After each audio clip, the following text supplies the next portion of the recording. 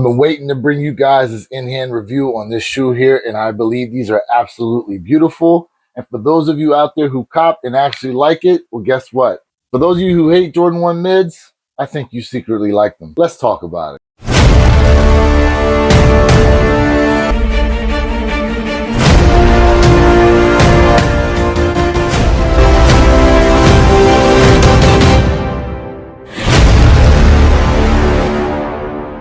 What's going on, YouTube? It's Source of Way Your Kicks channel. We are back again for an unboxing of these right here, the Jordan 1 High Spider-Man 2.0s. But before we get into these, go ahead and smash that like button for me, guys. If you are new to the channel, welcome. Hit that subscriber button, click that notification bell. You can be notified every time I drop one of these videos. All right, so starting off any review we do, we got to take a look at the box. Now, I tried to help Nike out with telling the story and the fact that this black and red box, which is the traditional Jordan 1 High box that we used to get, is actually supposed to be a match to Miles Morales' suit, but really that's not the case. The fact of the matter is production ran from July of 2022 until November of 2022 on this sneaker, which no one actually knew about, and because of that, that's the time where they weren't really giving us any special boxes unless it was with Travis Scott collaboration or something like that. But really the matching of the box to the theme of the overall sneaker was few and far between from Jordan brand. In any case, guys, let's go ahead and read the label, which reads Air Jordan 1 Retro High OG SP. The SP stands for Special Projects, and the color blocking is University Red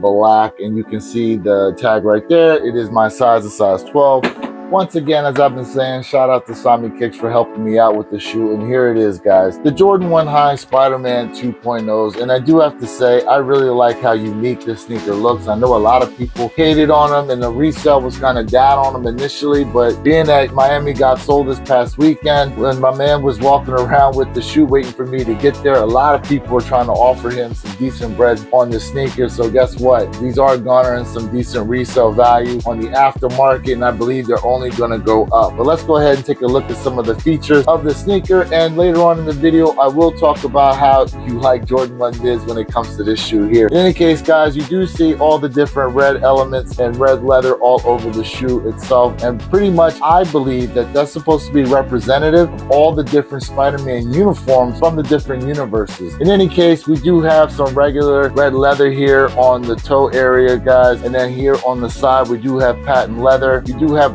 white leather paneling with a black swoosh, and you can kind of see that kind of rainbowing effect there in the swoosh, which is the same up here on the collar, guys. And then coming around to the back here, you do have some suede or kind of a hairy nubuck, I guess you could kind of say. It doesn't necessarily feel like some transitional suede, but in any case, then you've got some aged red leather here on the back. Flipping around to the other side, you do have some more red regular leather here, more white paneling, and obviously you can see that black swoosh. Coming up here to the front, you do have some patent leathering right here, and then obviously some other red leather around the side. And then coming up, you do have some other design elements here on the eyelets that run up the side of the shoe. And then these circles, I believe these circles are actually supposed to be representative of the glitch that happened as to how, you know, all the universes pretty much got piled in together. And then as I stated before, as far as that rainbow effect with the collar, maybe I didn't say it, so I'll say it now. I believe this is actually supposed to be representative of like space or the universe, where, you know, if you step back and take a look at our Milky Way, it kind of has this, you know, there's black all around, and then there's like this rainbow effect from all the different stars and things like that that are in our galaxy. In any case, going around into the sock liner, you do have a black sock liner, you do have a black foot pad down there, and then you do have Nike Air in red on the foot pad. And then the tongue itself, guys, is kind of a aged looking color to the tongue. You do come up and you don't have the traditional Nike tongue tag. You actually got a really big Nike tongue tag on here. Now the laces that they originally came with were all black laces. There were no extra. This is a lace swap that I did myself. I believe these might have came from a pair of my Unions. I'm not 100% sure. I have a box full of laces, so in any case that doesn't really matter. And then coming around here to the outsole, guys, you have that red outsole, and of course it does actually glow in the dark, and you can already start to see it come up here on the camera as I run my black light across it, but I'll provide you a better picture of what it looks like right here. In any case, guys, I mean, I want to know your thoughts on this shoe. I think it's really, really special and really, really nice, and we're never going to get these again. Now, I did honestly think that the circles here on the collar were supposed to be